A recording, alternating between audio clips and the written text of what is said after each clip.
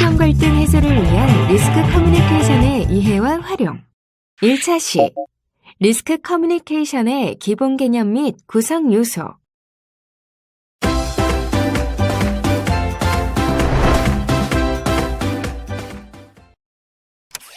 RC톡톡 DJ 로디입니다. 국내외에서 환경보건 관련 문제가 이슈화될 때마다 관련 환경유해인자의 위해도에 대한 이해관계자 간 인식의 차이로 의사결정이 지연되면서 사회적 혼란이 발생하고 불안감이 증폭되는 경우가 발생하고 있다는 사실 알고 계신가요?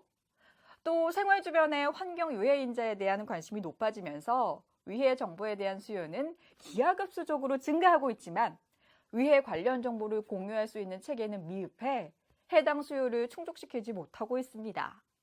뿐만 아니라 정보 공유의 한계로 인해 대응책 제시, 불안감 해소, 분쟁 해결 및 합의 도출을 위한 이해관계자 간 의사소통이 원활하지 못한 상황이라고 하는데요. 자, 그렇다면 이러한 상황에서 필요한 것은 무엇일까요? 네, 뭐라고요? 그렇습니다. 바로 리스크 커뮤니케이션입니다. 이는 줄여서 RC라고도 하는데 정보 공유 및 의사소통을 위해 수행되는 과정 또는 체계를 말하죠. 이는 국내외 정부와 국제기구 차원에서도 중요하다고 강조하고 있는데요. 이번 시간을 통해 리스크 커뮤니케이션의 낱낱이 알아가 보면서 그 중요성을 확인해 보도록 하겠습니다. 3. 리스크 커뮤니케이션의 기본 구성 요소. 리스크 커뮤니케이션의 기본 개념인 정보, 이해관계자, 의사소통 등을 토대로 구성한 기본 요소의 구성을 보면 위해 요소 인지와 분석, 리스크 커뮤니케이션 목적 및 대상자 선정, 리스크 커뮤니케이션에 활용할 정보, 매체, 소통 방법 선정, 그리고 리스크 커뮤니케이션 수행 및 평가로 이뤄집니다. 순차적으로 살펴보자면 리스크 커뮤니케이션 수행의 필요성을 촉발시킨 위해 요인을 인지 후 분석하고 위해 특성에 따라 리스크 커뮤니케이션의 목적 및 리스크 커뮤니케이션에 참여할 대상자를 선정합니다. 그런 다음 대상자에게 제공 또는 공유를 통해 소통할 각종 위해 관련 정보를 수집, 생산하고 소통 시 활용할 매체와 구체적 소통 방법을 결정합니다. 그리고 정해진 절차에 의해 리스크 커뮤니케이션을 수행하고 그 결과에 대한 모니터링 및 평가를 통해 미흡한 점을 보완 및 개선하여 리스크 커뮤니케이션 수행을 지속하죠. 단계별로 좀 더 자세히 살펴볼까요? 첫 번째, 위해 요소 인지 분석입니다. 리스크 커뮤니케이션 담당자가 리스크 커뮤니케이션 수행이 필요한 위해 관련 상황을 인지하는 경로는 위해 발생 가능성을 사전에 인지하는 경우와 위해 상황이 발생한 후 인지하는 경우로 구분할 수 있는데요. 위해 발생 가능성을 사전에 인지하는 경우는 위해가 발생할 가능성이 있는 시설이 건립 예정이거나 위해 관련 정책 시행이 계획되어 있을 때와 같은 사전 계획에 의한 리스크 커뮤니케이션 절차를 수행하는 경우가 해당됩니다. 반대로 위해 상황이 발생한 후 인지하는 경우는 언론 및 인터넷 등 각종 매체에 의한 국민 관심의 증가나 전문가 또는 시민단체가 문제를 제기했을 때 또는 위해에 영향을 받는 집단이 청원하거나 각종 민원을 제기하는 등 우발적 상황 발생에 의한 리스크 커뮤니케이션 절차를 수행할 때가 해당됩니다.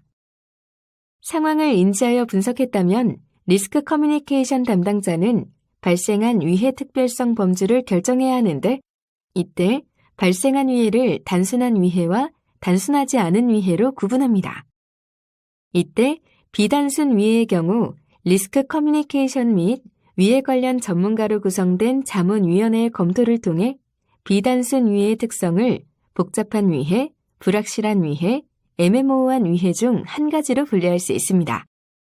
결국 위해는 단순한 위해, 복잡한 위해, 불확실한 위해, 애매모호한 위해로 나눠진다고 볼 수 있죠.